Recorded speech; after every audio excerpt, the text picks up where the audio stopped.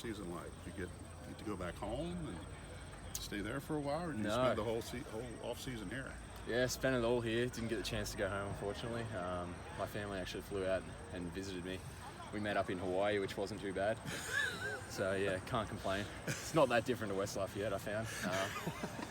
No, it was good to get the chance to see my family again. It had been over a year, so my mum's actually going to come out for a game this year, which will be really exciting. So yeah, looking forward to it. So they didn't get to a game last year? No, didn't get to a game last year. There was still some funky rules with COVID in Australia. So once all that got cleared up, they were on the first flight. So I was happy to get that worked out. So you haven't been home since you came here last summer, is that right? Mm-hmm. Yeah, so that's been tough actually. It was good to see my family. Obviously, it wasn't home, but home is where my family is. So it was really good to get the chance to catch up and sort of decompress a little bit with them. So were you homesick last year? Did you call home a lot, or? Yeah, I mean, I call home once or twice a week. Still try to be in touch as much as possible. I don't know if homesick was the word. I've got my girlfriend here, and she's a great support network. I've got her family as well, and they're really good to me. But yeah, I definitely do miss it a lot still. You still sort of commiserate or stay in touch with any fellow Aussie punters? Mm-hmm. Absolutely, yeah. I'm very in touch with a few of the guys. Good friends with Adam Corsack over at Rutgers. We talk quite frequently. And then one of my best mates, Paddy Turner's starting for Colorado State this year, so that'll be exciting. A lot of another guy at Boise State, James Ferguson. So yeah, keep in touch with a lot of guys, trade war stories, and it's just good as well to, they're going through the same thing you are. It's tough, obviously, and it's good to, as I said, sort of trade war stories and be able to live the same experience as somebody else. So that's a big thing. What are the lessons you learned last year that you can apply to year number 2? Yeah, I feel a lot more relaxed coming into this year. Obviously, experience is huge, and I think it's a big thing and a lot of people don't realise, you play your first ever games of football. I didn't play JV football in, whatever grade.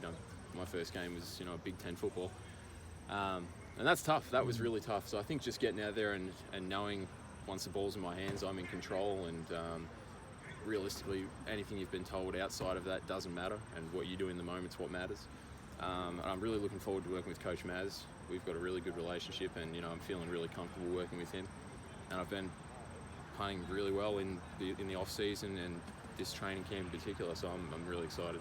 Did you realize how tough it would be, not maybe physically, but just dealing with everything that's coming at you in a new experience like that? Look, I think I expected it to be tough, but I definitely underestimated just how tough it would be. This is really high-level football, and by no means did I think it'd be easy coming into it, but it's really, really challenging, and I don't know. I think I'm a lot better. I'm better versed to take that on this year. I'm better versed to take on those challenges, and I feel a lot more relaxed and a lot more comfortable and a lot in a better headspace, definitely. What were the main challenges for you? I think bridging the gap between what I'm used to and in terms of back home and just punting in general. I definitely got in my own head a lot. It was me versus me a lot of the time, and that was really tough. I'd have a good game, and then I'd have not so good a game, and then I'd go, oh, it's windy, I'm freaking out, I don't know what to do, and it's at the end of the day, you just got to kick a ball and put yourself in the best position to succeed.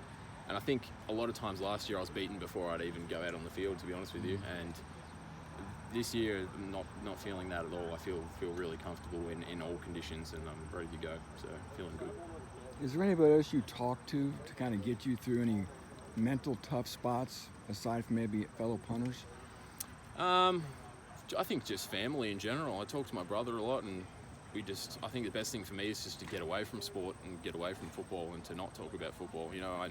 I know I'm a good punter and I know I can perform. So I think stepping away from that and just getting in a better headspace in general and being happy off the field is a big thing for me. I'd find last year, to be honest, a lot of the time off the field, I wasn't happy. And I think this year I'm having a better time off the field, and I'm enjoying, having a laugh with the guys and calling my family and telling them good stories about the good time having at practice and the good time, I've played a lot more golf this off season. That's, well, I don't know if that's made me happier, but just getting out in the sun and enjoying my time in the States has definitely helped. So what's your escape from football? Yeah, I think golf for sure. I like playing golf and just hanging out with the guys. Pretty good mates with Ben Freehill, and we like to hang out and get out on the links. And Brendan Cropsey is a hell of a golfer, so I try not to play with him as much. But yeah, I think just doing that, keeping active, just doing things I do at home, watching a bit of the Australian football when it's not at 3 in the morning, and just keeping in touch with home, listening to the radio station back home and just, connecting with my roots a little bit definitely help.